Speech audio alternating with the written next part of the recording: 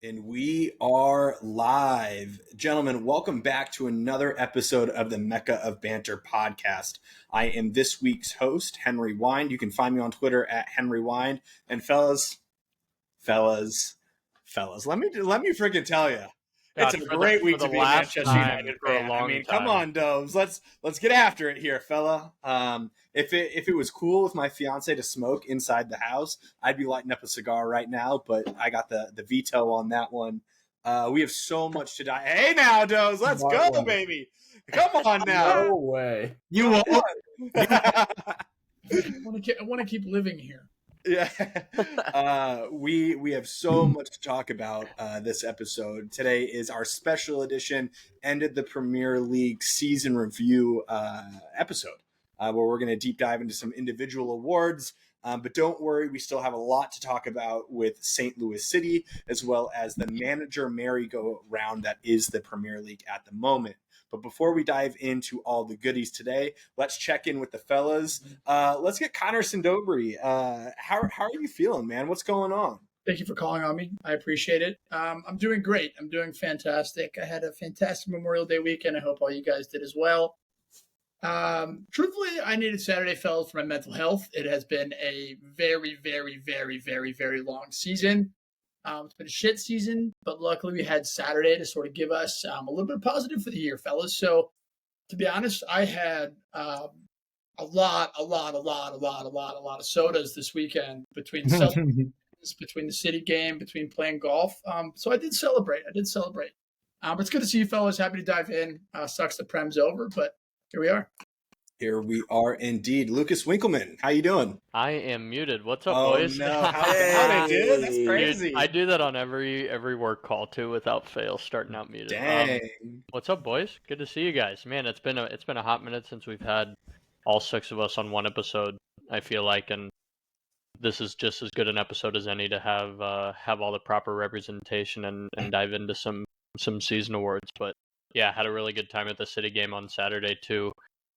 Not the result we wanted, obviously, but beautiful night for footy nonetheless. So everybody here was there. That's it was a full house. Yeah, looking at you guys like, holy shit, we all went. Yeah, this is the first episode in a minute that we've all been here, and it's the first time ever at a St. Louis City game that we've all been at the game at the same time. So that was wild.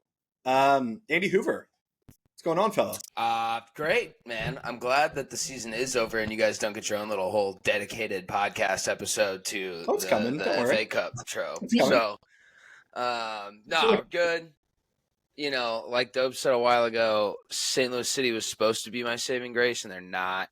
So, you know, we roll with the punches. I just support losing teams across every sport that I could possibly pick to enjoy. So, What could be better than chatting more about that, baby? Let's do it. Ain't that some shit, brother? Ain't that some shit? Bucci Main, happy summer to you, bro. How you doing? Thank you, bro. I'm very excited to be here with my best friends. I'm doing good. I'm on summer break. I played 18 today. Life is good. I got my first birdie of the calendar year today. Attaboy. Yeah, so I feel great. Happy to be here. Love that. Welcome. And last but certainly not least, Nicholas Hayflinger. How you doing over there? You know, we're doing. The season ended, and I thought I would have a break from the roller coaster that is Chelsea, but boy, was I wrong. There's so much news coming out of your camp in like the last week. Stay out of the news. So happy to be here to talk about it. And like we've kind of all said, City game was incredible atmosphere per usual, but not the best soccer that we watched. So I'm happy to dive into that as well, and happy we're all here because, you know, it's nice to see all your faces every once in a while. Look at us just being one big happy family here. Fellas, everyone look at the screen real quick. Everyone look at the camera. Blink if you have not yet purchased a Father's Day gift. Oh, damn. Yeah. We thought so. Today's episode is brought to you by Manscaped, the leaders in the below-the-waist grooming. Maybe your pops has had a bush since the 70s, and that's okay. But our friends over at Manscaped have crafted the total package for his special day. Whether it's for the boys downstairs, his beard, or even the best pair of underwear out there, Manscaped has his bases covered. Head over to manscaped.com and get 20% off and free shipping with code MECCA20, that is MECCA20, and take him from daddy to zaddy. Trust Manscaped. Yeah, that's the wildest ad read that they've sent us. They've sent us some wild ad reads, bro. Hey, Nick, we're gonna take you from daddy to zaddy, bro. Hey, Nicky. I got Father's Day gift already because I know when it is every year. Oh, no, we love that. Well, fellas, I know that this is the Prem, end of season recap episode, and we have so much to dive into there. And even as Nick mentioned, we have so much to dive into even after the Prem season was over in the last week. Some of us had games, a lot of us didn't. So before we get there, we have to talk about St. Louis City. Now, as we've said, all of us were at the game as we played against Seattle. It was not a great result. But from a first-person perspective, from you all being at the game, tell us your thoughts and what went so terribly wrong. Dude, we're terrible. We are terrible, bro. The thing that stuck out to me the most, and going off of just the fact that we're terrible from Butchie, and I wanted to get this point out early, was at one point, because I was there with Sean Hughes as well, who's OG Mecca boy, so shout out to him. And at one point, I literally was like, I stopped and I was like, take a picture of everyone on the field right now, Sean. And we were literally there was 20 people bunched in from half to the corner flag. And the entire space of the field was so wide open. And I think that's so evident in the way we've been playing of late is we're so bunched in the middle and we just spread out and use the width. And I think we've said it so many times that the wingers are so important and we just don't utilize them to the strengths. We've been figured out. Compared to last year, low blocks are going to work. We've hit it every single week that we have no creativity through the middle, especially with a double pivot, Blom and Durkin. And now, unfortunately, we did receive the news that Ostrak is out for the year. Mm-hmm. And that's kind of popped up before this game. So I think the first concern was not seeing him in the team sheet at all. So he's had ankle surgery and he's done for this season, which is a huge bummer. But that double pivot's never going to work, and it shouldn't. We're not expecting Blom or Durkin to be those creative eights or anything, to be able to carry the ball forward. Right. So off the rip, that was a bummer. But when these teams sit in on us, they pummel us with balls over the top on the counter. They had one shot on goal and we lost 2-1. That's there's a luck aspect in this sport. We had 0. And then, just literally one Jordan Morris run past Tim Parker, ball over the top, goal. It's so aggravating to see that. And you said before this podcast started, but the highlight of the last 2 games we've had was the 20 minutes that Lowens played. Yeah.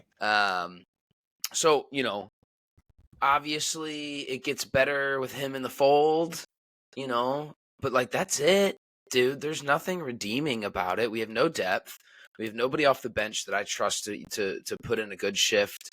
If Salio can't do it on the wing, then our creativity is lacking completely. If Totland can't get his crosses off to be more dangerous, there's nothing getting into the box. Individual guys have played well, I think, this year, but the group collective, you can't rely on those moments of magic all year. If Salio and Totland don't have a good game, we're toast. We shouldn't rely on them to have a good game every game. Those are our creativity style players, the people that we need to be playing well, but it doesn't come from anywhere else. And you can't in an MLS season expect 2 guys to carry that load. So just disappointing, dude. And there's nothing redeeming, and there's nothing that I'm looking forward to be where this is where it's gonna get better. Cedric, I guess. Yeah. I think that might be a fair place to introduce that we made a signing today officially. It's been teased for 3 months now. I was thinking Costa Rica at the end of January, beginning of February, and that was the first time we really talked about that guy. We officially made it official today, but he's not able to actually play games until after July 18th. So no matter which way you cut it up, we're still looking at the next, 2 months without him. We're still not getting any offensive reprieve, which is a huge problem. There's no game plan with it. I think like when you look at things to take away, I guess like Nilsson had a really good game. Like I thought on the ball, he was great, had a couple of really great line breaking passes. Parker was completely absent again. I feel like as a center back, obviously you don't like always want to be so involved in the game, but I feel like this year he's had a massive drop off from his influence on a game than he did last year. And maybe it's because, other people are here, but I just thought it was horrible. I thought that we looked really bad. Hoover, you hit it spot on of like there's nothing redeeming about this team right now, and there's nowhere that you can even really feel confident that like we're gonna put a ball in the net. But I hate like beating this drum, but I'm so sick of the Thor experiment, and I'm so sick of the Jackson experiment, like, which leads me to like Carnell's making terrible in-game choices when it comes to like substitutions and things. Like I can't for the life of me understand like in that game why like Kyle Hebert was our starting left back when we have Markanich healthy and able to play, like, and we have so much possession of the ball. Like I don't even mind a halftime substitution for Markanich to come in. Like we need his ability to like whip the ball in and cross the ball. But Carnell's just blowing it, man. He's really, really not doing well. And after the game, I don't know if I was just being like reactionary or whatever. I tweeted Carnell out, and I believe that like it's not working. And I don't always love saying that because I don't have this like solution of who I would rather have in charge. I don't know the MLS like that, but what I do know is that like he's taking it as far as he can, and like it doesn't have to be a bad thing. It doesn't have to be like he's the world's worst coach, but like he just can't get it out of this team anymore. And I think that we're going to go through the rest of the season flirting with like 8th place, 9th place, 7th place, somewhere in there. And if we make the playoffs, it's going to be by the hair of our chinny chin chin. So I don't feel great about it. I don't feel strong about it. And it's just bad. Yeah. To pull a center midfielder while all 3 of them had yellows, like was wild. Like I mean, there could have been a world where okay, so I do hold a lot of this on Carnell, and I think the in-game stuff is his biggest issue, and he's got a lot of blame to hold. His depth and what he can, his options off the bench are poor too. The roster construction is not great at this point. And again, I don't have a problem being the lowest payroll team in the league. That doesn't bother me. What bothers me is losing. So, if we're gonna continue to lose and still not pay guys, then there's some unluts. Like I see his vision, I see what he has. He has a 5-year plan, and that's all fine and dandy. Thorson didn't replace Giacchini. Nobody's come in, and I think truthfully that's what Cedric is going to come in and actually attempt to do. They listed him as a midfielder when they announced his transfer. He was a striker pretty much everywhere else, which tells me we're looking to play him as a 10 in maybe that indie role or where AZ was playing. And there's no way that he's worse than what we've got. Henry tweeted on our account that we're tapering our expectations. 11 goals and an assist in Bundesliga 2. Comparatively, that should translate to some goals and assists in this league too. It can't be that much higher or lower, frankly, of a league than the MLS. So I'm hoping that's the highlight of the summer and we start to win a couple more games. But again, we've won 6 of our last 26 matches, boys. That's bad. Yeah, that's real bad. Disgusting. I hate it. I hate it. And that's why I had my response on Twitter to your tweet, Henry, of I think it's been half a season too long. I think we gave Carnell a leash and we should have cut it off a while ago. And I agree with you, Hoove, as far as like he doesn't have depth right now, but also like I think his decision making in those depth rotations is poor as well. Yeah. And, like that's just on him again. I don't deny that. Yeah.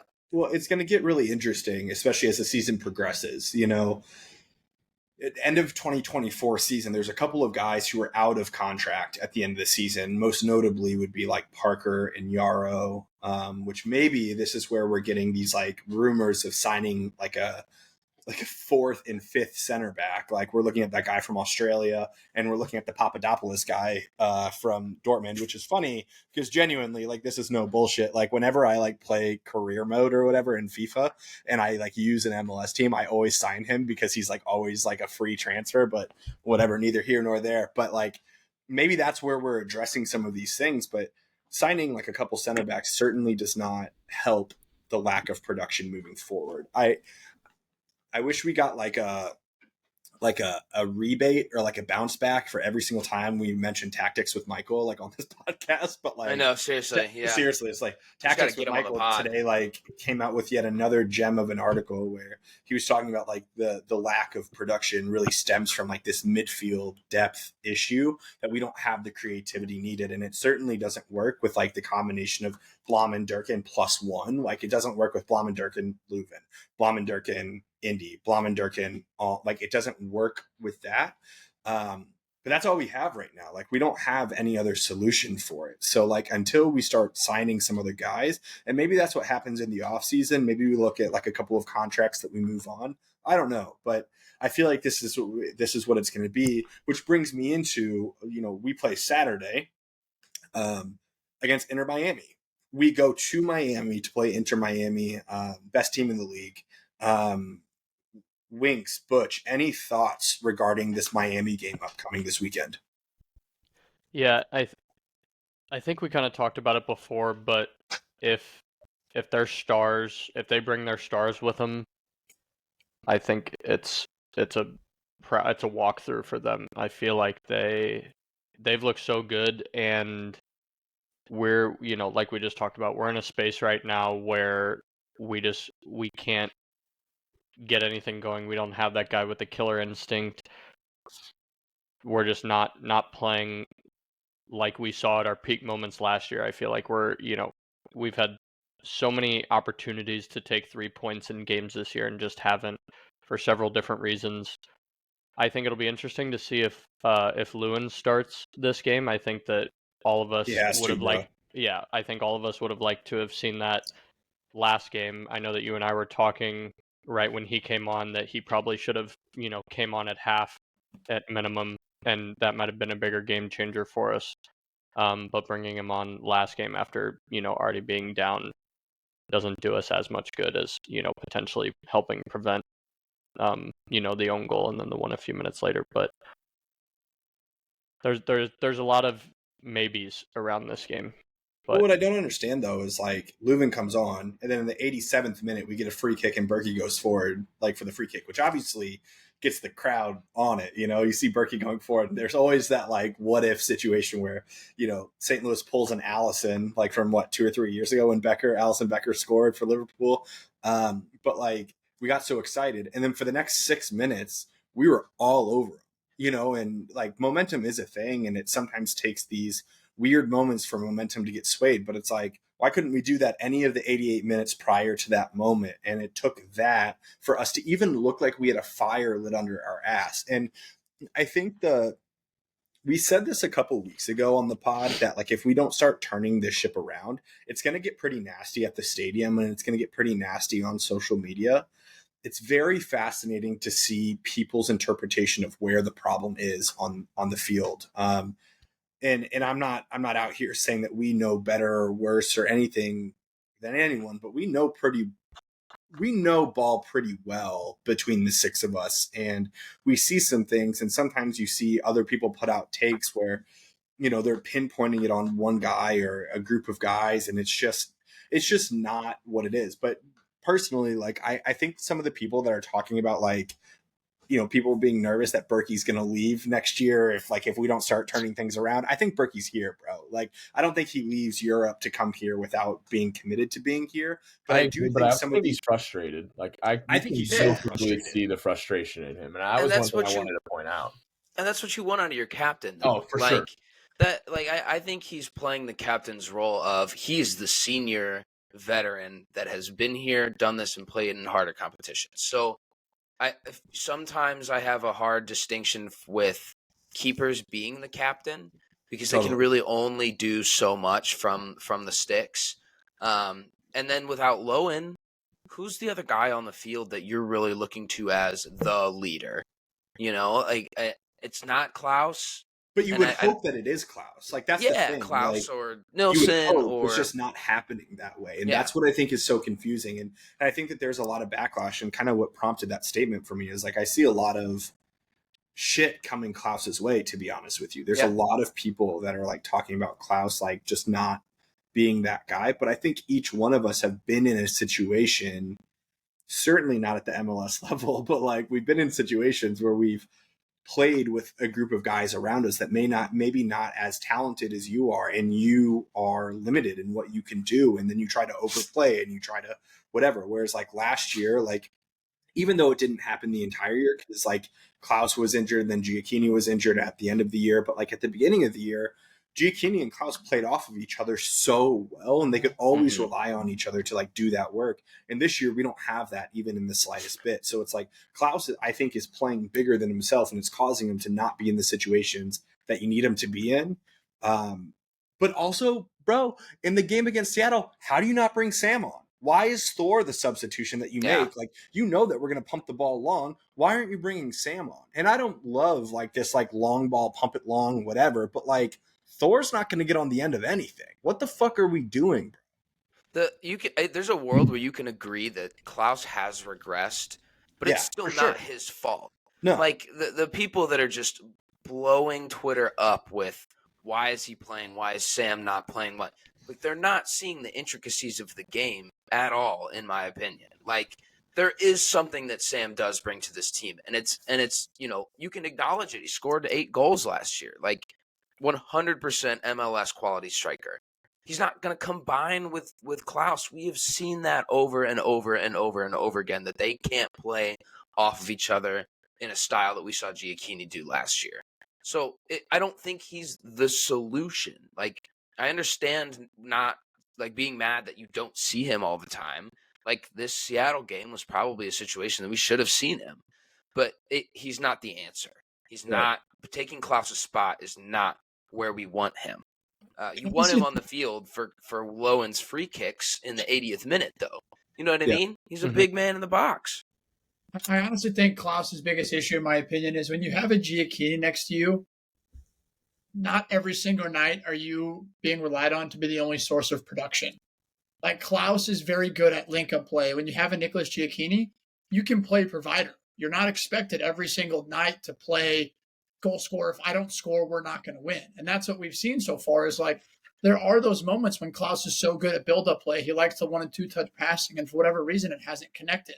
We did see him score 2 goals last week. It was from services in the box. Yeah. But, like, he hasn't necessarily just been finding those opportunities with direct service right to his foot or head in the box consistently. And I've said this, and I'll continue to say this. I sat at that game against Seattle, and the most indicative thing I can say about this team is that I was fucking bored. Yeah. Like, I showed up to that stadium pumped with all our buddies, pumped to watch this game, and I spent 90 minutes bored out of my fucking ass. Like, literally not one person on our team, and even Cilio didn't even really do it. He didn't even try to take too many people one-on-one at all. Like, not a single person on our team excited me. Like, yes, we scored a great goal. It was Lewin to our right back on, like, as we had pushed all of our bodies to the box. So that, to me, is just, I don't know if it's a roster construction. I think it's sort of a combination of, like, everything that we're saying. Like, I don't think it's just Carnell. I don't think it's just roster construction. I think we have more problems than we're realizing. And I also think the problem with the issue is, like, we're sitting here talking about Cedric. It's like we have a month till he can even play. Yeah. Like, fellas, over a month. So we still have over a month of trying to figure out what this is going to be. By that point, who knows where we can be in the table if we don't instantly turn this around. And what I don't remember is where the League's Cup break is. You remember how, like, Leagues Cup's like in the middle of the season. We stop playing for a month, and then it's just like there. Late July, I think. July, so after like he's already here. Right. Whatever. We have a long way to go until then, End of July 27th. So realistically, the first game that Cedric could play would be Saturday, July 20th at Sporting KC. And do we know? I hope he does. That'd be a fun one. Does anyone know if he can start training with us yet? Like he just can't play? You would hope. No, you would hope that's the case. July 18th, right?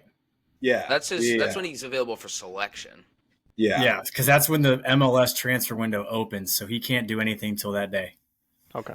But also the thing is, do you know how like there's sometimes but do you know how like there are sometimes guys who like as they're recovering from injury they'll go back and train with whatever, like I can think of like Christian Eriksen when he was coming back to like he was still signed by like Inter Milan when he had his heart issue, but then he went and trained at Ajax for like half a season because he couldn't play in Italy. And I wonder if it's one of those situations where like Benzema, who is like currently in Saudi, he went back and trained with like Real Madrid at the end of the season. Like, I'm curious if that'll be the case, but overall, fellas, it's not good right now. I think I envy sometimes some of the St. Louis City fans and even some of the other St. Louis City creators, to be honest with you, who are able to like sit on a podcast and like chop it up for over an hour about like St. Louis City and not be like overly frustrated, and they're able to talk about like all these different things. We're just not that group of six.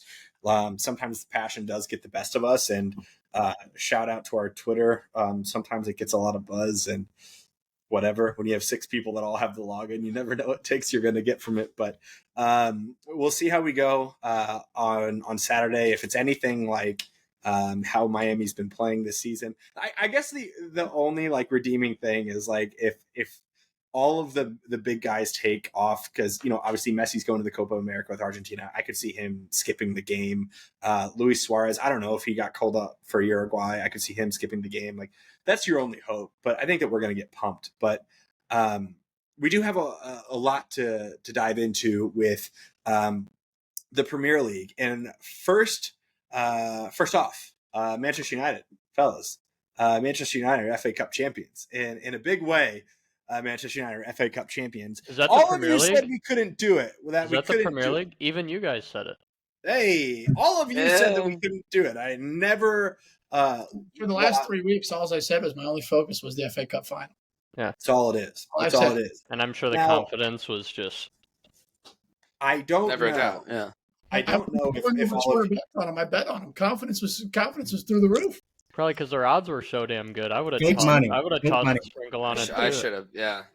I don't know if all of you watched the game, but I do know that Connor Sindobri watched the game. So I want to give you your moment, Dobes, to just talk about the significance of the game. What does this mean for the season as a whole, and how stoked were you when that final whistle blew? Honestly, it's kind of one of those where obviously we know that the season that United have had this year has been a disaster. Like there's no other way to describe it. We technically, within the season, finished outside of Europe. A ton of injuries. Not only that, you look at the Jadon Sancho situation, look at the Greenwood situation, look at the Anthony situation, you look at the sale process that went on. It's like United has been a shit show this season. And truthfully, I think one of the only things that like I wanted out of a United team was just to be able to sit there and watch a group of 11 players and like take pride that they wore the shirt. Like truthfully, the entire season, that's all that I could ask for. And we saw it from certain players. We saw it from, we saw it from a few consistently. We never really saw it for a full 11. But when it came to this game on Saturday, it's just between the two different fan bases, all the way from the start of the game, where you see United arrive in suits, all matching. You see fucking City arrive in T-shirts and fucking light washed jeans. It comes from just the two ways that the different clubs approach this. And you can see that City, to me, is like, they're just kind of a plastic club and they're used to success, which is a great thing for them. But at the same time, this game meant everything that you could possibly imagine to the United fan base, like truthfully, because all we truthfully wanted from it was hope. And not only that, but we did it in a fashion that like we're accustomed to seeing United teams do it. everybody was sort of complaining. There was rumors from the 11 that it was going to be a weird 11. It was going to be no Højlund. Rashford may start. Do you reward Ahmad? Do you not play Casemiro? And it turned out from the jump that Ten Hag got it spot on. By playing Bruno and by playing McTominay, where is Man City the best at? They're the best in the middle of the field. What does playing those two players allow you to do? It allows you to clog the middle of the field, and it worked to a T. The moment that Rodri or Kevin De Bruyne made a run, you had Amrabat, you had Kobe Mainoo to be able to there pick them up. Whenever Kovacic tried to find the ball, you had both McTominay and Bruno there to sort of cut off Kovacic. But more so than that, the attitude, it's the fact that we did it with fucking kids. It's the fact that is like the United DNA, the longest streak of having players from Carrington in the squad. We have a 19-year-old step up and score the first goal. Yes, you can say it's a City mistake. Fantastic. Ask me if I fucking care. The second one is the most Manchester United goal of all time. It's in transition. It's Bruno Fernandes wins the ball, slips it into Kobe Mainoo. Kobe Mainoo to Rashford. Rashford's 60-yard ping on a dime out to Garnacho. Aaron Wan-Bissaka takes a defender. No look pass from Bruno Fernandes. 19-year-old Kobe Mainoo scores a goal. Place he runs. Good was that? That right there that's the DNA of Manchester United. We've never been death by 1,000 passes. We've never been keep the ball. Or we're going to hit you on the counter. We have enough quality, and we're going to do it with kids. And so that to me was enough to just like sit there and, to be ecstatic. But then you add the fact of qualifying for Europe. Then you add the fact of the day before the final comes out, Erik ten Hag supposed to be being sacked. So this game had so much meaning on it. And it doesn't necessarily, in my opinion, take away from the shitty season that we had because it's impossible not to. But for us, it at least gives us a little bit of something that, hey, we can be proud and like have pride within this team for the first time, honestly, probably all season. We had moments, we had special moments. We had a Garnacho bike. We had the Kobe Mainoo cup of goals. We had the Ahmad goal against Liverpool. Like this, to me, was the significance of Ten Hag's been here for 2 years. He's got 2 trophies. We got something to build on. So I couldn't be more happy. I think that this result, and I don't really give a fuck what any of you say. This result carries me through the summer, to be honest with you. I think that I will say that for months, like the last half of the season, every single time we would like intro the pod, Dobes would consistently be like, thank God for Chelsea, because if Chelsea wasn't a club, we would be hating ourselves. And then like the last couple of weeks, Chelsea like skips us, and I was like, God damn it, I'm never going to hear the end of that one. And now we win the game and we put Chelsea in a playoff to even have European football. It's insane. It's so good. And Newcastle, I want to throw up football. Yeah, and Newcastle up. I want to throw up. I do think that, being a fan of a club is so fascinating. And if anyone knows Connor Sindobri, like outside of this podcast, the man eats, sleeps, breathes, lives, reads Manchester United all day, every day, is like in the weeds. And I think that, we go back and forth, like even outside of our group chat, we go back and forth all the time. We're just like, did you see this? Did you see this? Did you see this? Watching the way that we won that game and the way that Ten Hag celebrated with certain players and the way that certain players celebrated with him and with the club, you see the future there. You see the identity there. And hopefully that's with Ten Hag as the manager. That's what I want. It's been really fascinating. Like Mark Goldbridge has run polls throughout the entire year of Ten Hag in, Ten Hag out. After the FA Cup game, which you would imagine would skew the results a little bit. 92% of the fan base, 17,000 fans vote Ten Hag in. 92%. It's an absurd amount of people that are behind him. But you look at that youth core. That Dobes mentioned, and then you put Højlund in there, and even Højlund coming on for his cameo, the way that he held the ball up and took it toe to toe with the City defenders. He won the game at the end there. He won the game. Yeah, I mean, it's just everything that you want. And then like it puts me at such a high for the summer. The week leading up to the FA Cup, I was a basket case, like thinking, like, are they going to sack Ten Hag? Are they going to bring in Kieran McKenna? Are they going to what's going on with the manager situation? And to be honest with you, I do think that we lose that game against City, that Ten Hag would have been axed like that night. I genuinely think that. But so I woke up in my car on Friday to Bruno Fernandes's article. Yeah, read it, and I was playing United chants in my car, going to get my coffee. And an hour later, the Ten Hag news dropped, and I didn't want the final to ever happen. I was like, you gotta be fucking shitting me. So is that happen, or we don't know? They're doing a formal review of the club, which they've planned to do, but I think it's just more of an excuse to delay whatever they want to do. At this point, I think that, I think that this win and the overwhelming outpour of support for Ten Hag on social media, I do think that forced Ineos's hand a little bit. I think we lose that game. Ten Hag's out, and we're looking at a number of different managers potentially to replace him this week. But the fact that we won in the kind of outpour that's come, I think that saved his job. Even though Dobes and I both sat here last week and agreed that you can't look at one game as to determine if she should stay. Best team in the world. Yeah, but that fortunately has worked out for us. But I think that there's a lot of shit that can happen. And, after this episode, we're going to be going through the summer where you kind of look at each individual's teams and it'll be their own episodes and whatever. But I think that there's a lot of stuff that can happen in the summer with Manchester United. And I think that there's a lot that can happen even in the next week. So I would say watch this space. But I can't even explain to you all how stoked I was watching that game. When Manu scored that goal, I was screaming. I was like, fuck you to City and the 115 charges and all this stuff. I was pumped. Shotgun to soda. Yeah. I'm not gonna lie, when the second half started and you guys were playing the low block, I was very nervous for you that it was gonna be a City. But I truly think you guys did it better than I've seen a lot of other teams do with City, because I think you fully committed to it. You had at one point, I'm pretty sure there was 8 people in the box with the ball at half. You guys played it to perfection. And also I agree with Dobes when he said, I think Højlund wins that game at the end with wasting time, causing a nuisance when pressing, and then getting that foul towards the end. Because that's crunch time for City and then peak City when they're trying to score a goal late. And I think that definitely disrupted them a lot. Two players that shut out before we move on.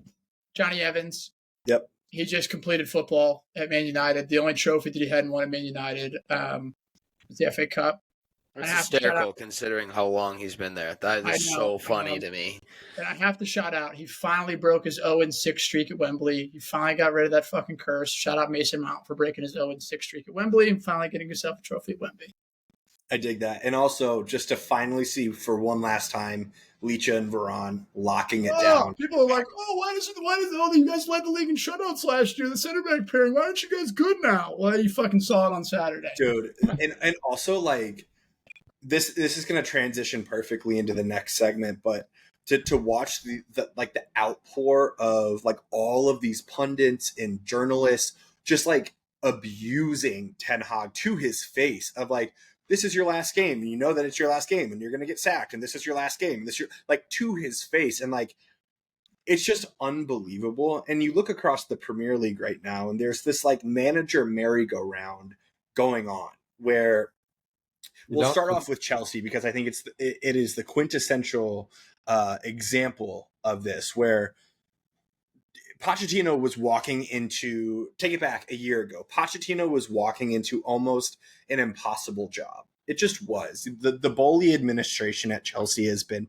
nothing short of a joke, and spending that kind of money. And I can't help but imagine, I don't think that the majority of those signings over the summer were Pochettino signings. I think that Bowley was let's just go out and get all these guys. Pochettino was put in a really hard position. And then all through the first 3 quarters of the season, they were horrible. They were terrible. They were really bad, just like they were underneath Potter. They were horrible. But finally, you see that Chelsea is kind of turning the corner. He finds some stability in the starting 11, and he ends the season with 6 wins in a row, gets him into European football for now, for then, and then he gets sacked first day after the season's over. It's mutual. Yeah, mutual, whatever. But Nick, what went through your mind? Because you, for what it's worth, at no point have you ever excused Pochettino's performances, but you, since the inception, have said whatever happens with this season, you cannot sack the manager at the end of the season. You need stability. And obviously that didn't happen. So what was going through your head when you saw that notification? Yeah, 100%. One, thank you as a Chelsea supporter for giving us that very detailed analysis of our team this year. You were spot on with all of it. I was, as you said, shocked because I think not only, regardless of the performances towards the end of the year, let's say we don't win 6 in a row and we still don't look the best, I was fully behind. We need to give them a full year. Just because that is the roller coaster or merry-go-round that has been Chelsea managers of late. We consistently go through them and we don't give them a full chance to bring in their identity and what they want to do into the club, especially with a young group of players. So I will say I was not happy, and I'm still not really happy with that decision of sacking Poach, because I do think he was finding something in the club. And similarly to how you guys were just talking about the celebrations of Ten Hag with some of his players, similarly to us towards the end of the year, after games, Poach was hugging a lot of our main players. They all looked happy. It looked like the relationship was going well. So I think he was definitely winning over the locker room. So that's the aspect that I'm truly upset about, because I think we're at a complete reset now. And that kind of segues into the new manager that we have announced that we signed, Enzo Maresca. Who the fuck is that guy? Notes for that one. So his experience is 2 years under Pep as an assistant, and then he was the coach of Leicester last year, who brought them to a championship title, which, to be fair, was expected. And if he didn't he would have probably been sacked. So obviously, I wasn't thrilled, but at the end of the day, he's the gaffer now, so I'm going to back him 100%.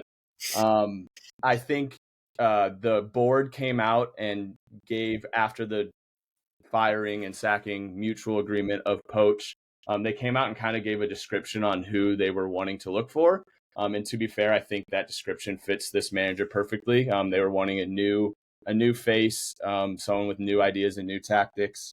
They also did. They wanted possession-based moving forward, and someone that was kind of fresh. And that's who they got, I think. After doing a little bit of research today, he's very possession-based. Leicester had 65% possession last year. And I also watched a 20-minute YouTube video on him talking about inverted wingbacks. So that's definitely fun. So on par with the rest of the league, Was it that masterclass? Yep, that masterclass one. Yeah. That's the first thing I watched. Which, for what it's worth, those are really cool. Like, those are really good. Once again, positive, and I like. I did one. You know what I'm saying? So, yeah, absolutely. Yeah. The other thing that I did want to mention that I think kind of stems from this and happens based off of this is I unfortunately think Conor Gallagher now is leaving. Like, I thought there was a chance that he could stay, because obviously there's been rumors of him leaving, and I think him and Poach had a good relationship, and I now think that a new manager coming in, wanting a possession-based style club moving forward, I think it just gives them an easy excuse to get rid of him, which I am not happy. I think he 100% earned his job and was an incredible captain for us this year.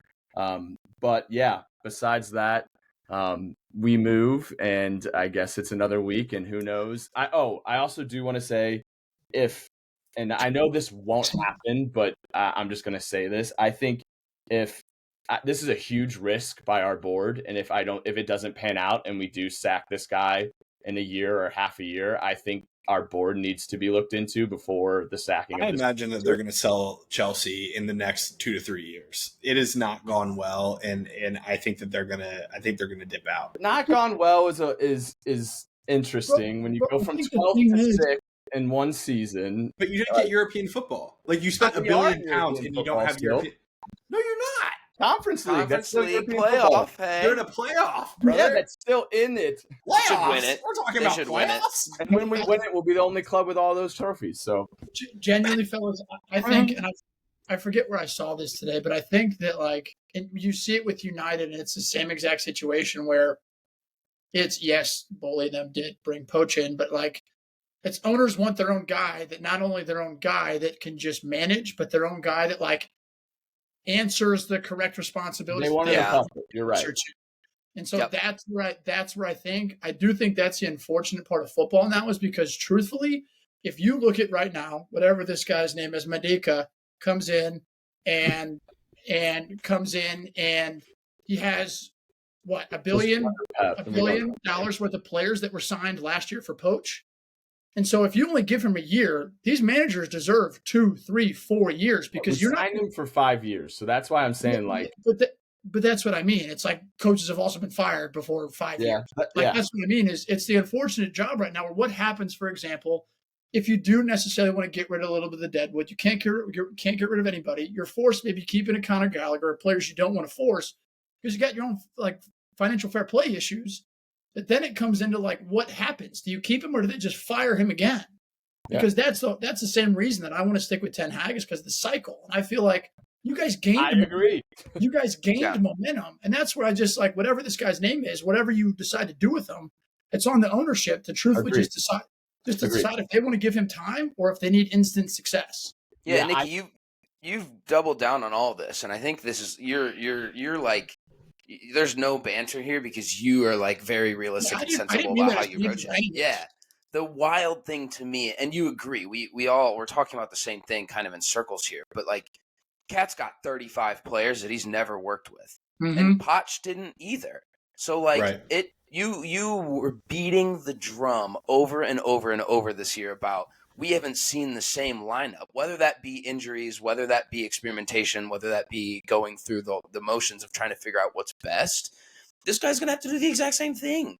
Like it's a start at ground zero situation. And it's wild to expect. He was an assistant for 3 years and top head manager for 1. Yeah. Like we're expecting him to develop these young cats that Boley bought, maybe not even for Poach. Like Boley just bought them. Like, and yes, there's a lot of talent in that squad, and they're youthful, and there's a lot of promise. Guys. We're forgetting how often we switch coaches. Yeah, so like now he's coming in. 35 different cats. He's got to adjust. We still have Jose guys in our team, brother. Yeah. Oh, for sure. But we've got Sherwood guys still from like 2012. Italian managers coming to Chelsea has always been good for us. So hopefully. It's just wild to me, and it's the exact same. I feel the exact same way too about United. It's just like, why would you even fuck that up? Like, it wasn't bad when it was good. It wasn't always amazing, but like you both saw positive moments and events with your managers that at some point you just need to have some continuity, and they're doing another step back here. So good and so perfect, and then it was just like I was ending the season being like. Hell yeah. I was not expecting this. Like you told me. I wasn't either. I was so surprised that happened. Somewhat of a system and we're in 6th and our manager kind of has the locker room. I would have said, sign me up now. And now we just completely reset.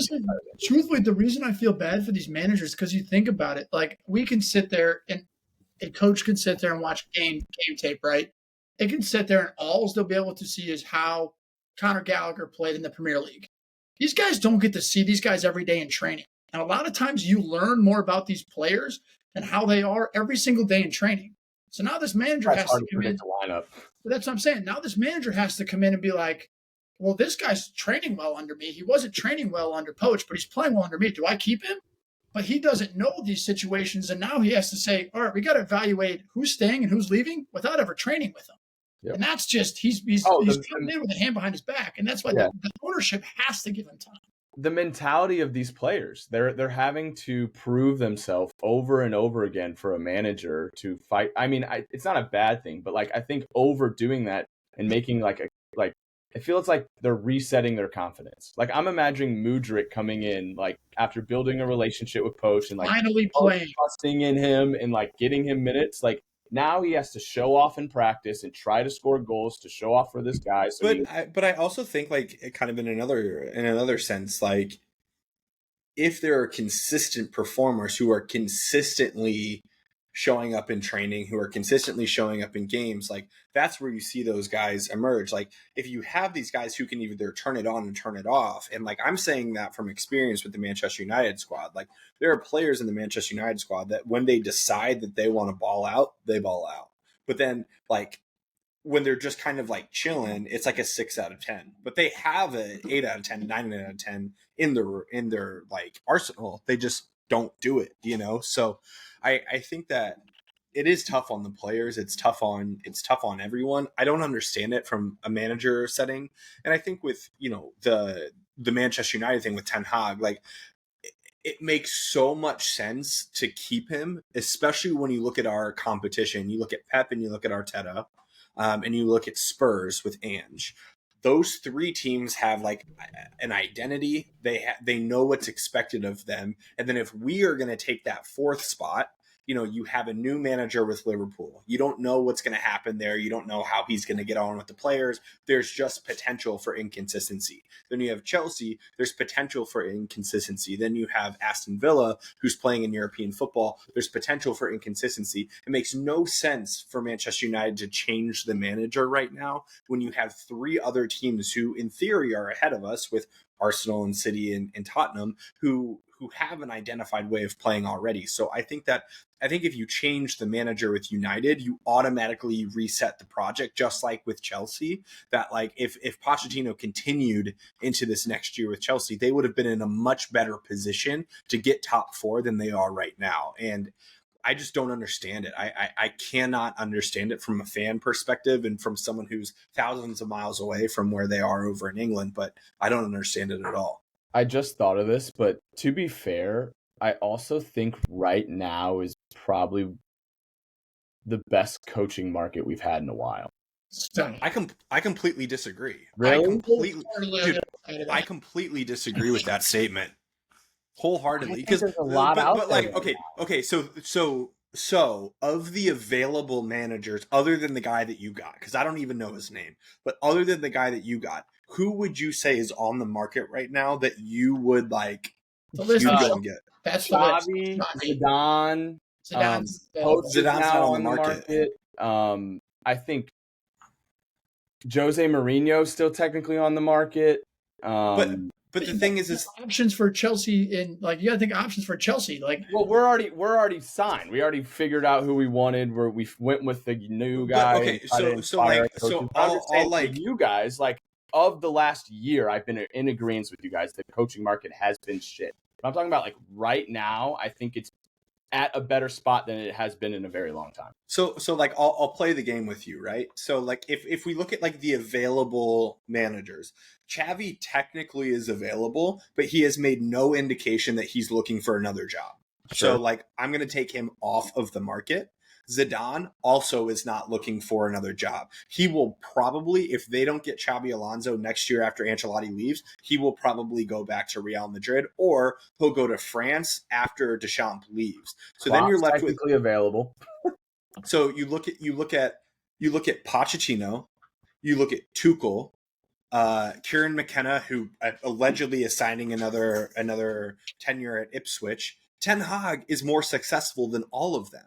Everywhere that he's gone. Too. I'm not saying that's not what I'm saying. I agree with you that you like Ten Hag is probably a better manager than some of those that you guys would be able to get. But I'm also saying of recent, with how scarce the coaching market has been, I think this is at the high that it's been for a while.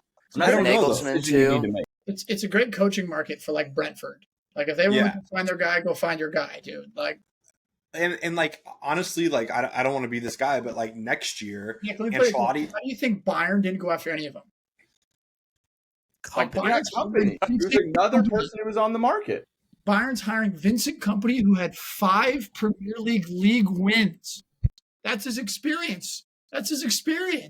Like all these clubs are not signing experience anymore. Apparently, I heard that Bayern Munich was looking at Ryan Butchart on a 5-year deal to look at it. But it's just.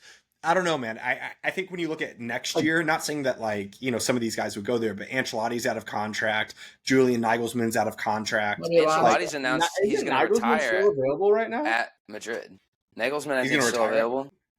No, Nagelsmann's with Germany, bro. Oh, yeah. Nagelsmann's with Germany. Available, yeah, he's with Germany through available. the Euros. The biggest thing that scares me, and I'm just going to throw it out, there's like conspiracy out here that Ineos, which is the people that now take over United's like footballing side, Ineos want Gareth Southgate, but they know that they can't get him before the Euros, so they're going to play like one more year with Erik ten Hag and finish out his contract and bring in Gareth Southgate. That, my friends, would be the worst. Galaxy brain move that right there. Would be the worst. That would be so bad. It'd be so bad. I would host. I'd come to that party. That'd be awesome. I'd celebrate it. I'd host that party. Well, gentlemen, we have a couple of awards to dish out for the end of the season. And for our listeners, we're going to give away 5 awards this season. We're going to talk about a team of the season. We're going to talk about the manager of the year, the most improved player of the year, the best transfer, and the worst transfer. So I think that we should start it off with our team of the season. I know that each one of us has this prepared of who we want to throw into the team of the season. I think that we just go around in a circle and just rattle off who is our team of the season. I think that's fair. I think we just rattle them, no explanations. Yeah. And unless it's really fucking weird, then you'll need an explanation. Okay. I have a feeling for the most part we'll be pretty. If I see Thiago Silva in this Nick Flinger, I'm gonna lose my goddamn mind. Career ending. I had to. What do you mean?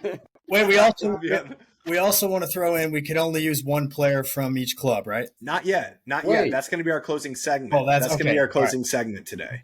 That's going to be our closing segment. But Lucas Winkelman. It was just me. We were all fucking confused. Yeah. Lucas Winkelman, how about you start us off with your team of the season? Yeah. Okay. So I feel like this season we had and this is the only explanation I'll give. We said no explanation. No. I went with a 3-5-2 because I could not decide on an extra defender. With how good some of these midfielders or attacking midfielders have been this year. But in net, I have Emi Martinez, right back / no explanation. Continue. Right back / one of the three backline players. I have Ben White, William Saliba, and Thiago Silva. No, I'm just kidding.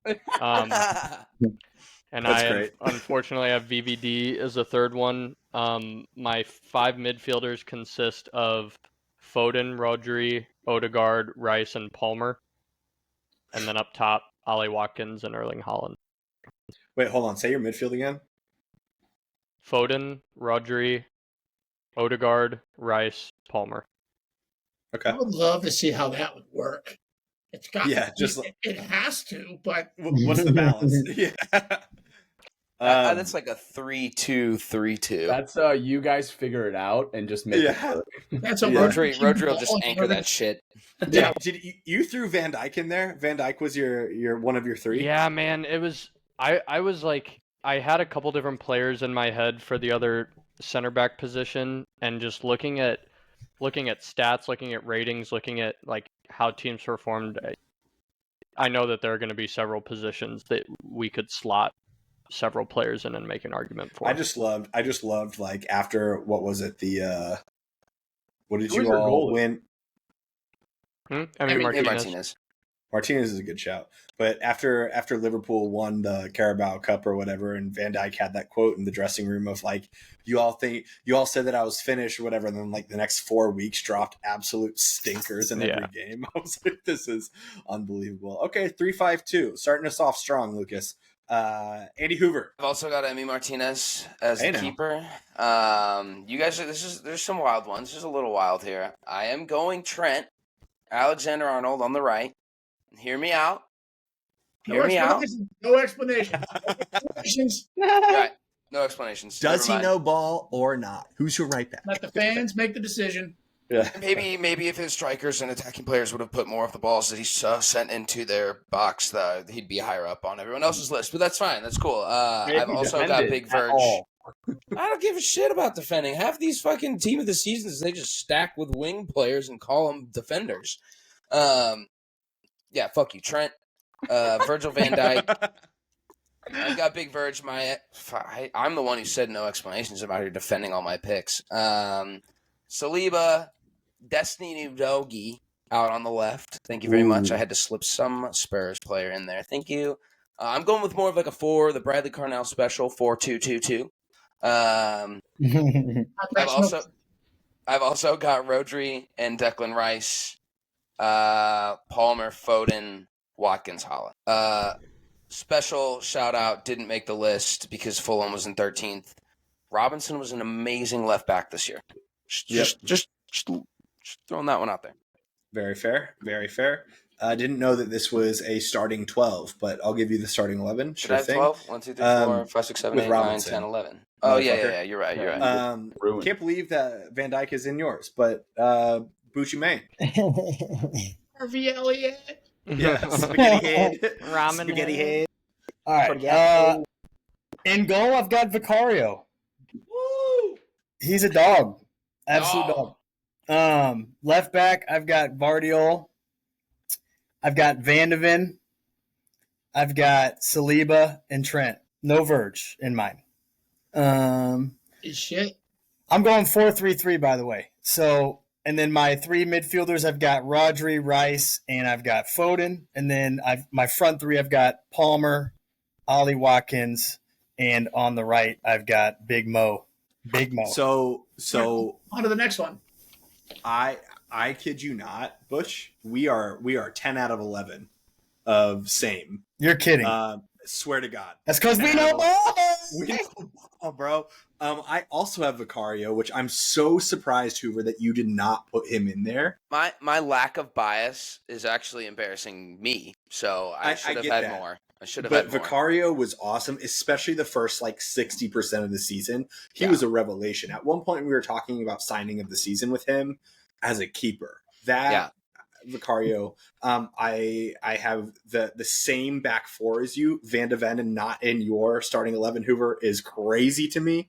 I have Rodri, Rice, Foden. I have Palmer, Watkins, and then my left wing I actually left a little blank, but Mo was not in my front 3 because I think Mo has been kind of dreadful. I threw a dealer's choice between Son, Haaland. I know he doesn't play on the left, but fuck it.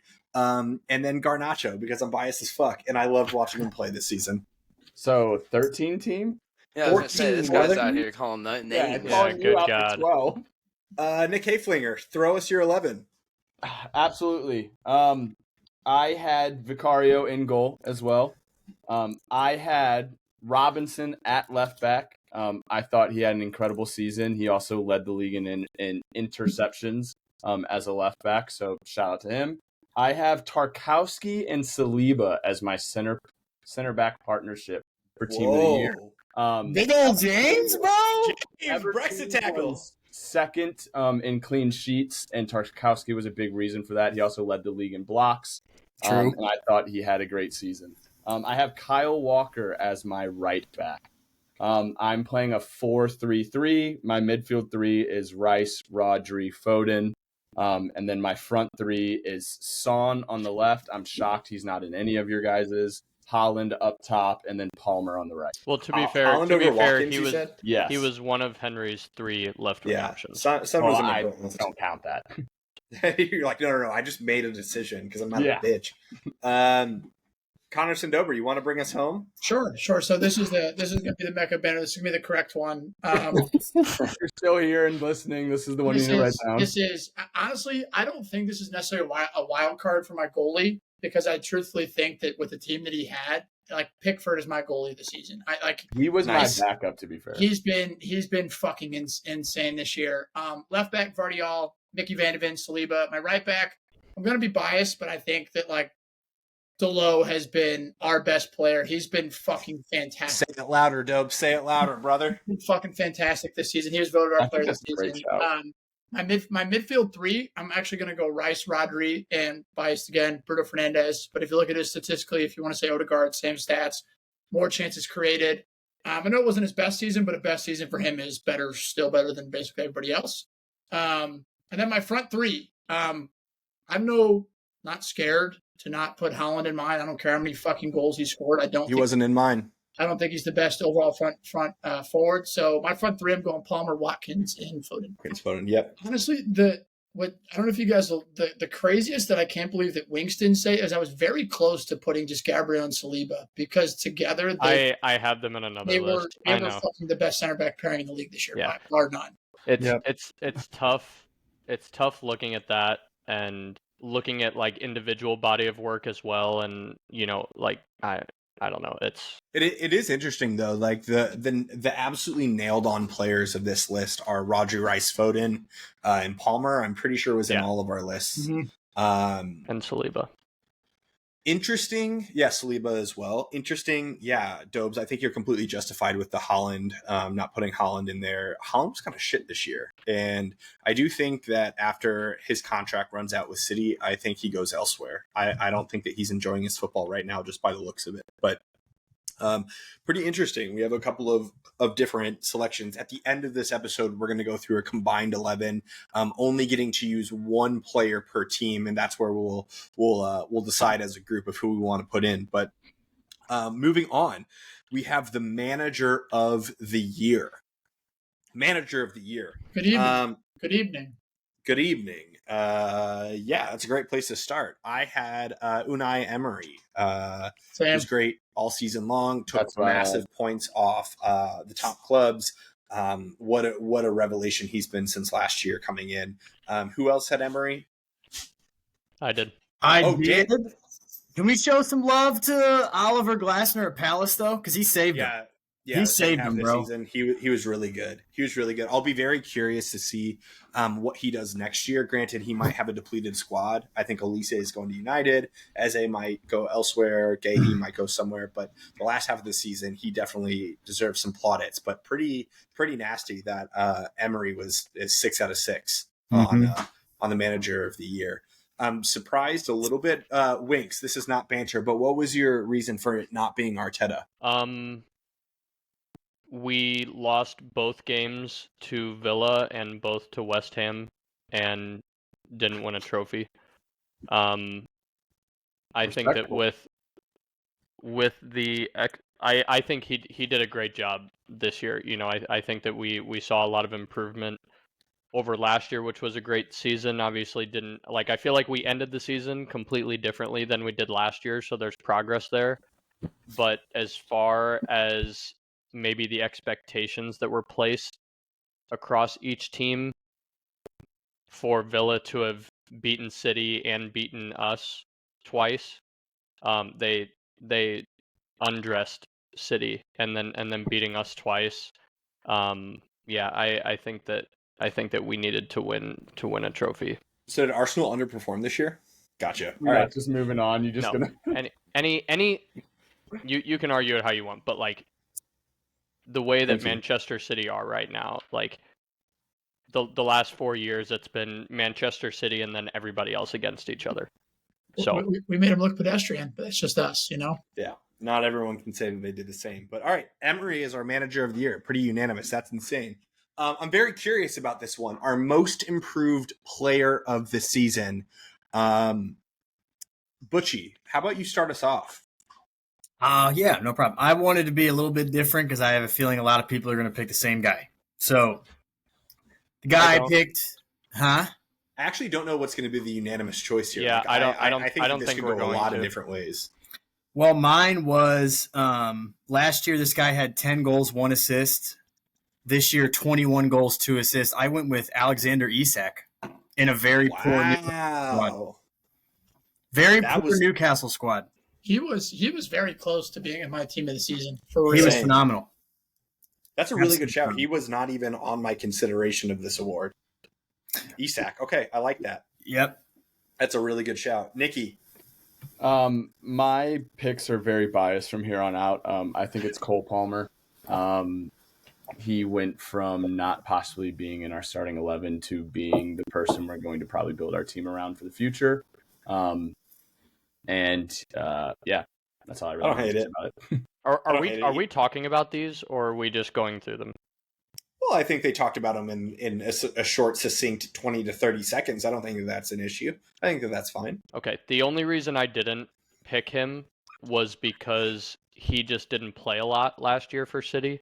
That's true. So I took it as somebody that like played, a specific amount of games and played a similar amount of games this year, and we saw a drastic change in their goal contributions. But yeah, I get that. And your logic behind it. Yeah, to be fair, that's why I didn't choose Cole Palmer either. He didn't play last year, so it's hard to like compare him to what. If there was an award that we had of like best newcomer, I suppose you could throw him in there. But he just didn't play a whole lot last year. For me, most improved, I'm going to go with Ross Barkley. Last year, he was completely forgotten about in English football. He was playing over in France. No one gave a fuck about him. And he came into this year. Granted, Luton got relegated. I know that might be, whatever. But he was so fun to watch. He was a great player. And while I'm talking, I'm also going to throw out Hoover's. Hoover, also with the bias pick, said Richarlison. As we know, he scored once last year against Liverpool, took off his top and celebrated like he just won the Prem, only to get a Diego Jota equalizer 20 seconds later. But Richarlison put in a great campaign this season and can't argue with that. Dobes, who do you have? Mine was kind of self-explanatory because of how much shit I've talked on this guy. I mean, I literally went from his name to me was Ellen DeGeneres. Like, that's all I called. Love it. Like, I never called him Anthony Gordon. And this year, he kind of forced me to start having to call him by his real name.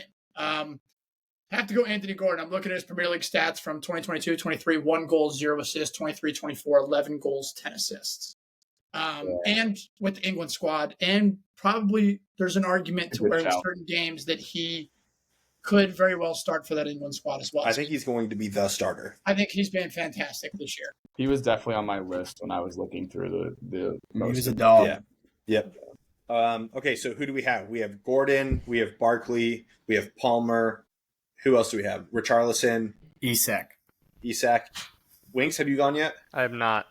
Say yours. Mine was the Bournemouth man, Dom Solanke. Nice. Good shout. Played I think four or five more games this year than he did last year. Played in 6 goals last year, 19 this season. Only 2 of those goals were pens, which was a big selling piece for me, but I think he was fantastic. Does he get purchased this offseason? Does he go to a bigger club? Has to. Man, Tottenham would be sick for him. That's the thing. I don't know where. Tottenham would be great, bro. Tottenham, the rumor was Ivan Toney I saw today for Tottenham. I honestly wouldn't hate him either. I'm ready to have a big-bodied striker. Solanke just gives you something so different that you don't have Hoover and Winks. You guys both don't have anyone like him. Okay, we're moving on to our best transfer. Nick, I'm going to start with you, bro. Said it once, I'll say it again. Mr. Cole Palmer. Say it, bro. Say it. I also had Cole Palmer. Did anyone else have Cole Palmer? No. Oh, Butch. Okay, Butch, who did you have? I mean, dude, gotta be Declan for me. Has to. They finished in the same fucking position as they did last year. Bro, it has to be Declan Rice. Why? They got less points and they finished in the same position. Paid 100 mil. Dude, he transformed that midfield. He added, dude, you can disagree. I see Dobes. I saw Dobes' little smirk when I said his name because Dobes appreciates Declan Rice. That motherfucker is good, bro. Declan Rice. Declan Rice is my answer. Dude, he took, first of all, you got Thomas Partey, who literally can't run. Can't travel out of the country. He cannot. He can't do it, bro. He's linked with Galatasaray, and I said, he cannot run, bro. And Declan Rice had to play for 2 people. And he did it superbly, bro. Superbly. Expert. Unbelievable player. Top. I'll follow that. I went Declan Rice strictly for the opinion. I said it last week. I don't know who listened to the podcast. Those of you guys that weren't on. To me, Arsenal was the most consistent team throughout the entire season. I know they didn't necessarily win the Prem, but in terms of style of play, they were the most consistent. City didn't start off great, and I think a massive piece of that is Declan Rice, and because he's always available, he's always there. When they control the midfield, I would say not 80% to 90% of it, but it's the recovery, it's the ability to keep possession. It's not only that, it's you're buying for $100 million. Yes, they finished second to what might be one of the best City teams of all time.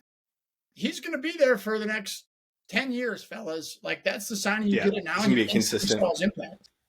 I also want to throw this too, like, to add more juice to Declan.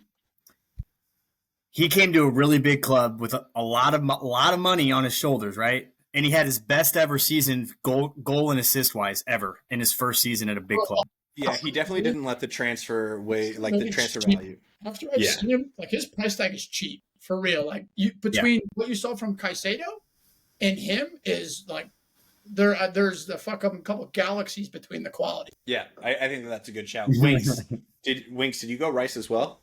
I did, yeah.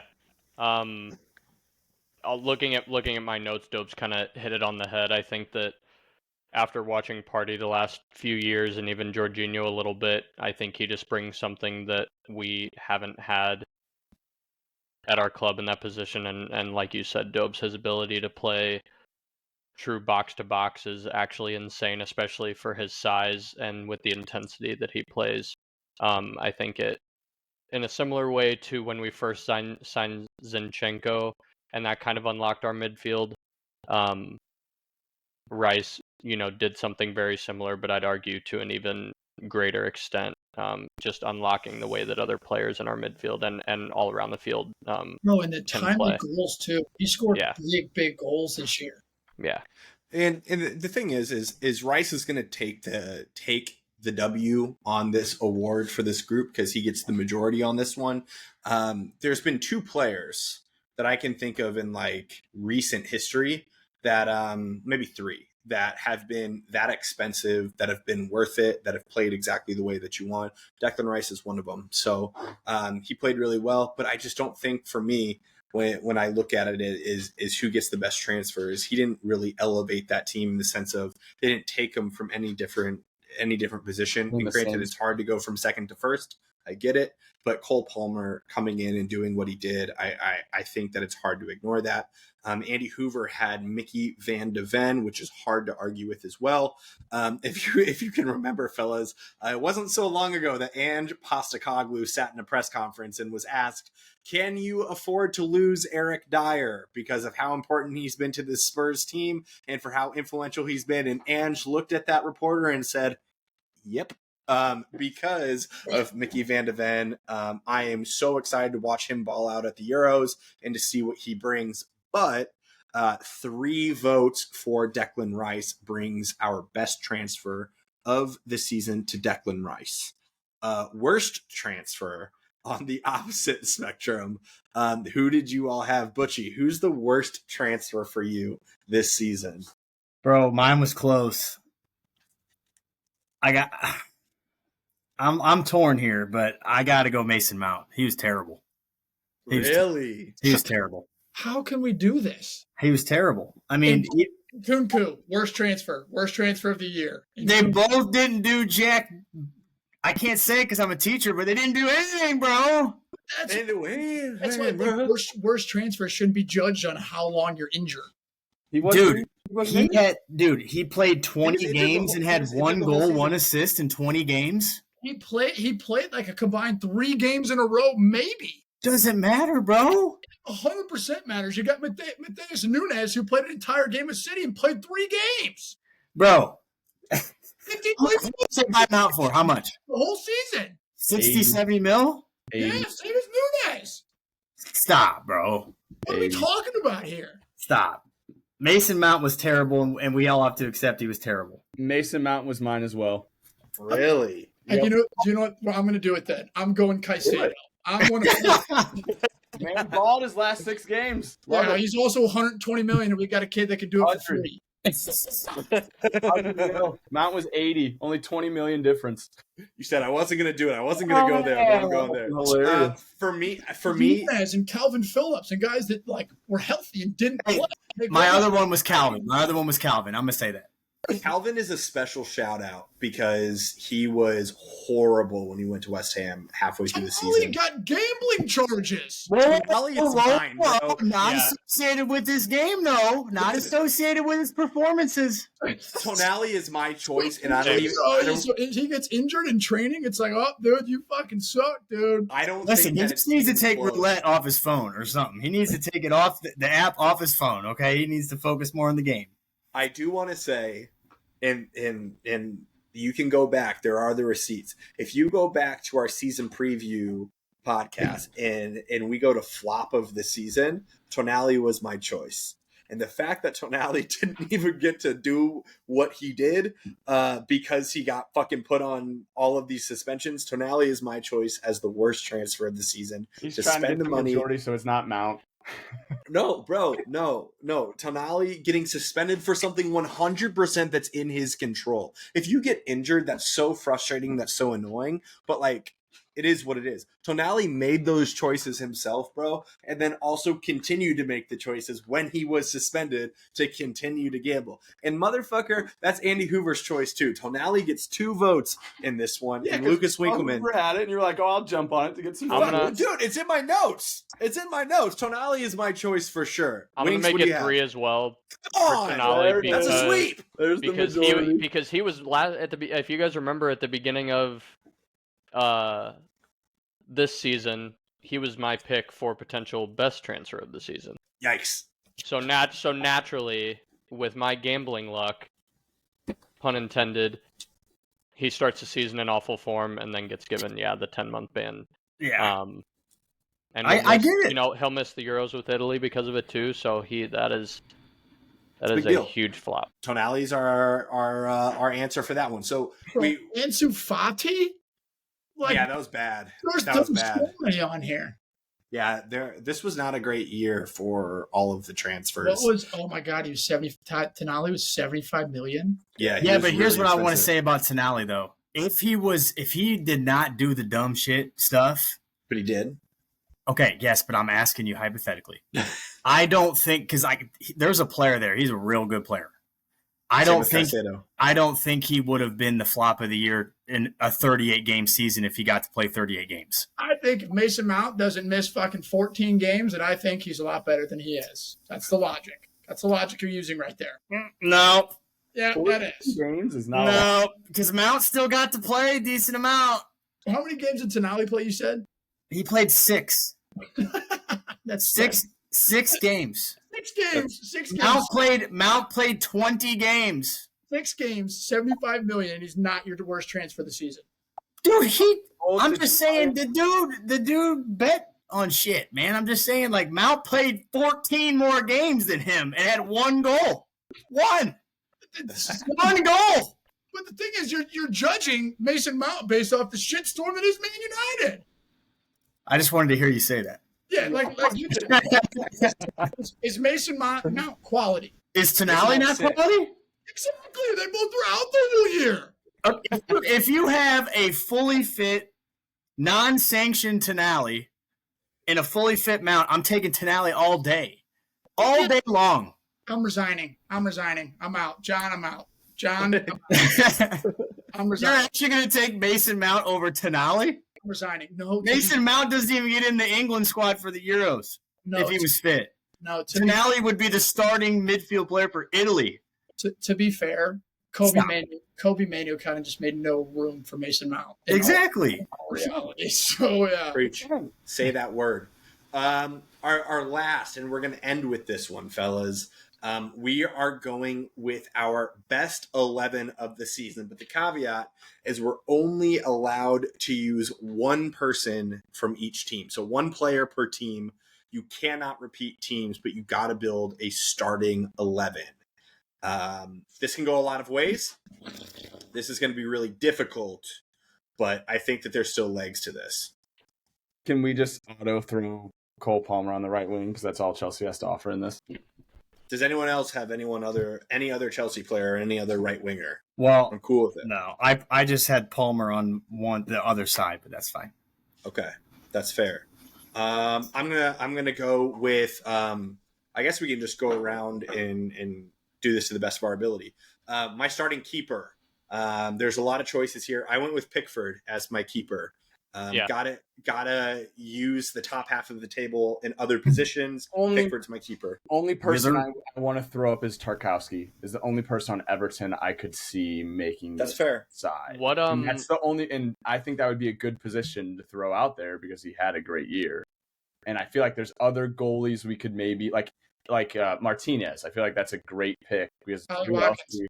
Yeah, but would you rather have? Yeah, so like that's the thing. True. Pick, I understand. Right back, Lucas Winkleman. Who did you have for your right back? I had Ben White. Honestly, I had Delo because I didn't have another United player. Yeah, I don't hate the Delo Trent. shout at all. You have Trent. Yeah, I had Trent. I guess. I think yeah, that's not bad either like because. And then I had Bruno in my midfield for my United shout. Yeah, I'm okay with. I like the Trent shout. I think more. I'm also okay with Delo. Delo was sick. I think Delo is a better shout than Trent because we can. Delo had a great year. Then we can have Van Dijk as a center back. I think we just make this the non-Liverpool 11. Well, I'm okay with that too. We can easily make 11. One that I think twist my arm. Okay, so we'll go Delo as our right back. Butchie, who were your two center backs that you had? I was able to work it out to where I had Van Dijk and Van de Ven. Honestly, that was mine too. I had Van de Ven was one of mine. And Van de Ven. You had Saliba? Yeah. Over Rice? Yeah, because I had Rodri. I had both. Put them both, baby. But there's other midfielders you can put in there. I had Pau Torres and Van de Ven. Pau Torres was good too. I think truthfully, I think Van Dijk's the only Liverpool player that could get it. I think that's actually a good shout. Van Dijk and Van de Ven. Cool. Two V's. Okay.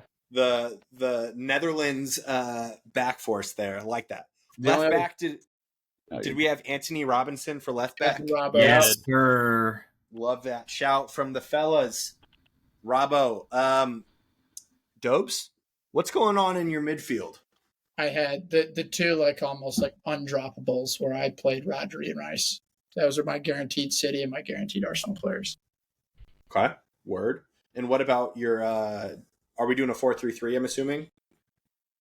Yeah. Do you have a Cam? Does anyone else have anyone that they want to throw out there? I mean, I would put Foden in that spot. You can't because then you have Rodri already. Oh my God, we do. That's what I was saying. That's what we were talking about before. The debate is Rodri or Foden. Oh, hear me out. If we move Palmer to the Cam, I've got a guy on the wing that deserves love. If you say Michael Olise? No. Okay. I mean, I'm okay with Palmer at the it's Cam. gonna be fucking Bowen or some shit. I'm totally okay with Palmer at the Cam. I think that is super okay. Because I think Palmer is kind of a Cam anyway. Yeah. I he like drifts. Cam. Palmer's a do whatever the fuck you want, man. Yeah. Who's your right wing? Dude, I had Kudus, man. Yeah. I like that. He's a dog. Dude, his goal? Yeah, he had a couple very nice goals. I think Kudus is the truth, dude. Yeah. You could have done Kudus or you could have done Bowen. There's Diaby. I like Kudus better, dude. He's so good. I like Kudus too. Like, he was also a revelation this season. He was amazing. Yeah. Watkins up top. Watkins at the 9. Yeah. Left wing, Anthony Gordon. Yep. To wrap out the 11. So what do we have? We have Pickford in goal. We have Delo at right back. We have Van Dijk and Van de Ven as our center backs. We have Robinson left back. We have Rodri, Rice, and Foden. Or excuse me, who's our Palmer. And then we have Kudus, Watkins, and Gordon as our 11. Squad. That's a squad. Do we think that they would beat Manchester City with Emery in charge? No? I don't know how you're scoring on Van Dijk and Van de Ven, bro. Yeah. One of them's got wheels. One of them's got brawn. Cole Palmer in front of Rice and Rodri? It'd be nuts. It would be nuts. But fellas, listen, that brings us to the end of our episode. As I mentioned earlier in the episode, throughout this summer, we're still going to be staying super up to date with St. Louis City. That's what we live and die for out here. But we're going to start diving a little bit deeper week by week into our team's season. So one week we might cover St. Louis City and Arsenal. What went right for Arsenal? What went wrong for Arsenal? Who does Arsenal need to look at in the offseason? And then maybe the week after, we're looking at Liverpool and what can we expect out of Arne Slot and what can we expect out of transfers? And then we'll move into Chelsea and United and whatever it may be. So we have some fun episodes coming up this summer.